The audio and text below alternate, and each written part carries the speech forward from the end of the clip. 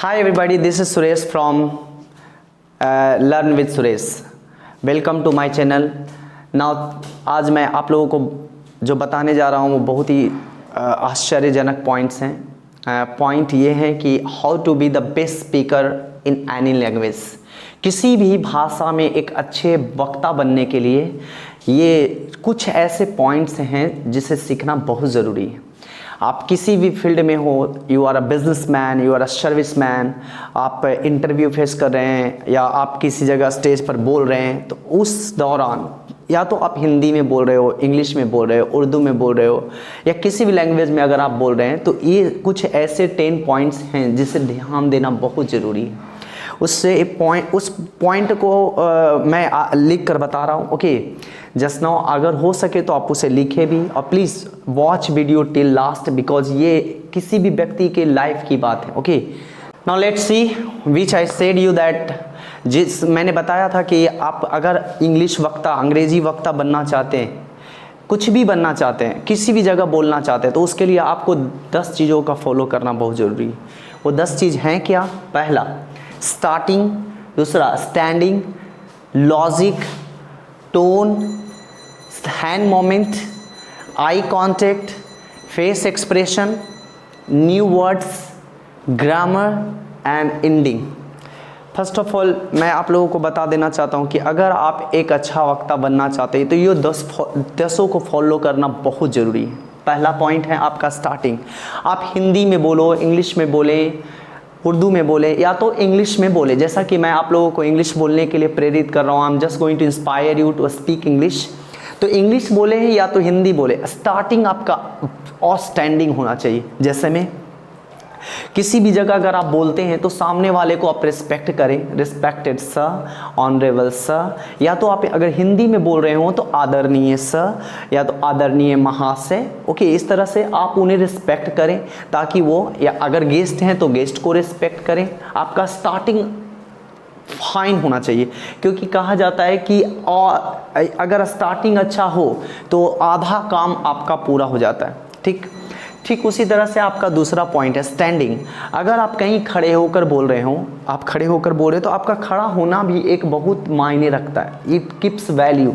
Okay, आप खड़े कैसे होते हैं? आप कहीं आपका पोर्शन ढीला तो नहीं है, कहीं आप ऊपर तो नहीं देख रहे हो, कहीं आपका शरीर लेफ्ट तो नहीं जा रहा है। ये एकदम स्ट्रेट प्रॉपरली एज सामने वाले को लगना चाहिए कि आप एक अच्छे वक्ता हैं।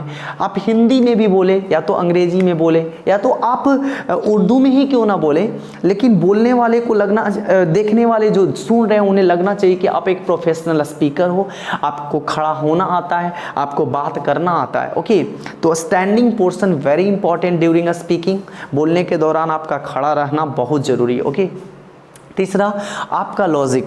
अगर आप कोई भी टॉपिक पर बात कर रहे हो तो टॉपिक पर बात करते समय आप उसकी तैयारी कर चुके हैं या नहीं। अगर आप किसी भी टॉपिक, जैसे अगर आप किसी शिक्षक पे बात कर रहे हो तो शिक्षक पर बात करने के दौरान आपके पास वो लॉजिक है या नहीं।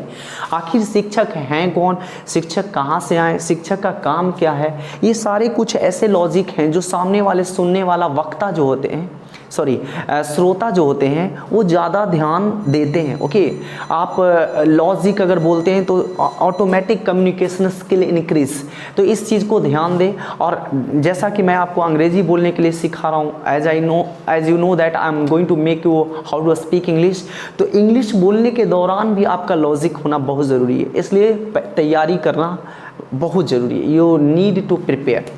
आज मैं नाउ फोर्थ पॉइंट है आपका टोन यानी एक्सेंट। आप बोल रहे हैं, जैसे रेस्पेक्टेड बोलना हो तो रेस्पेक्टर सर, अगर इस तरह से आप बोलते हैं तो आपकी जो कम्युनिकेशन स्किल है वो बढ़ती नहीं है। सामने वाले श्रोता यानी listener can not give you attention. तो आप बोलने के दौरान आप अच्छा से प्रोनाउंस करें। होता है कभी कभी मैं भी रफ हो जाते हैं, तो during speaking automatic it comes, मगर ध्यान देना है। We have to concentrate what to speak, how to speak, how to express, how to किस तरह से प्रोनाउंस करना, इस चीज़ को हमें ध्यान रखना है। जैसे कभी कभी आता है कोई नया बच्चा तो बोलता है मे आई कम इन सर, सर मे आई कम इन सर, लेकिन वही अगर 10 बार वो बोलता है तो उसे वो उस वर्ड को रिस्पेक्ट मे आई कम इन सर, इस तरह से बोलने से वो ज़्यादा अट्रैक्टिव दिखते हैं। अब मैं आपका 5वां नंबर में बताना चाहूँगा हैंड मूवमेंट। मैंने इस शुरू वाला जब वीडियो बनाया था तो उस समय भी बोला था कि हमारा हैंड मूवमेंट बहुत मायने रखते हैं, it keeps value, it keeps important. तो आप जब भी बोलो तो बोलने के दौरान आपका हाथ का वर्क होना बहुत ज़रूरी है, क्योंकि आप जब भी बोलते हैं तो सामने वाले लोग सुनते हैं और आपका हाथ, बॉडी लैंग्वेज 90% काम करता है, हैंड जो है आपका 10% काम करता है, स्टैंडिंग आपका बॉडी लैंग्वेज जो 10% काम करता है। ओके, इस तरह से आप बोलने के दौरान अपने हाथ को मूवमेंट जरूर करें, सामने वाले को बताएं। अगर आप पेन के बारे में बोल रहे हैं तो पेन दिखाएं, अगर आप किसी फैन के बारे में बोल रहे हैं तो आपका हाथ ऊपर फैन की तरफ होना चाहिए, अगर किसी की तरफ आप देखकर बोल रहे हैं तो उधर हाथ होना चाहिए। तो हैंड मूवमेंट आपका होना बहुत ज़रूरी है। अब मैं आपको बताना चाह रहा हूँ आई कॉन्टेक्ट। आई कॉन्टेक्ट, अगर आप बोल रहे हो किसी भी तरह का लैंग्वेज, मैं ये नहीं बोल रहा हूँ कि आप इंग्लिश में ही बोलो, अब मैं ये नहीं बोल रहा हूँ कि आप अंग्रेज़ी में ही बोलो, अगर आप हिंदी में भी बोलते हैं तो सामने वाले को दिखना चाहिए कि वो मुझे देख रहा है। जैसे मैंने आपको एक और वीडियो बताया था कि अगर आप सामने वाले को देखते हैं तो उन्हें लगता है कि वो मुझे देख रहे हैं, हमें उन्हें सुनना, एक कंपेल्ड, वो मजबूर हो जाता है आपके बातों को सुनने के लिए। तो ट्राई टू वॉच देम, आप उन्हें देखिए। अगर आप कहीं भी ऑडियंस में बोल रहे हो, देखते हैं जब कोई मोटिवेशनल स्पीकर बोलते हैं तो वो सभी जगह मूव करता है। क्यों मूव करता है? Why do they move, why do wander? Okay, क्योंकि वो ये बताना चाहता है कि मैं आपको देख रहा हूँ, मैं आपके लिए बोल रहा हूँ। तो ये आई जो है आपका एक फोकस करता है, वो सामने वाले बंदा को मजबूर कर देता है कि वो आपके बातों को सुनता है ध्यान से। ओके, अब मैं आपको बताने जा रहा हूँ, आई कॉन्टेक्ट हो गए। हाँ, फेस एक्सप्रेशन, जिस समय आप बोलते हो, बोलने के दौरान अगर कोई अच्छी बातें आप बोल रहे हैं तो अच्छी तरह से फेस बताओ। अगर कोई एंग्री मूवमेंट वाले बात बोल रहे हो तो हाँ वो आया, वो मुझे मारा, वो मुझे समझ नहीं पाया, इस तरह से हम करते हैं। आप हिंदी में भी कोई डायलॉग बोलता है तो मैं तुम्हें छोड़ूंगा नहीं, तो आप देख रहे हो फेस एक्सप्रेशन। अगर कोई कड़ा डायलॉग प्यार से बोलने लगे, मैं आपको छोड़ूंगा नहीं, तो वो दिखता नहीं है, वो पता ही नहीं लगता है। तो आप जब भी बोलो तो बोलने के समय ये लगना चाहिए कि आप एक प्रोफेशनल स्पीकर हैं, चाहे हिंदी में ही क्यों ना बोले। मैं ये प्रेरित नहीं कर रहा हूँ, ये सभी लैंग्वेज के लिए हैं। आप किसी भी लैंग्वेज में एक अच्छे स्पीकर बनना चाहते हैं, एक अच्छा वक्ता बनना चाहते हैं, तो ये 10 पॉइंट को आपको देखना ही पड़ेगा। आपकी पूरी इंस all will be better. Okay, अब मैं आपको बताने जा रहा हूँ न्यू वर्ड्स। अगर आप बोल रहे हैं, आप एक बार बोले, 2 बार बोले, 3 बार बोले और एक ही वर्ड को अगर आप रिवीजन करते हो, अगर रिपीटेशन करते हो, तो सामने वाले लिसन आपके बातों को एकदम वैल्यू नहीं देता है।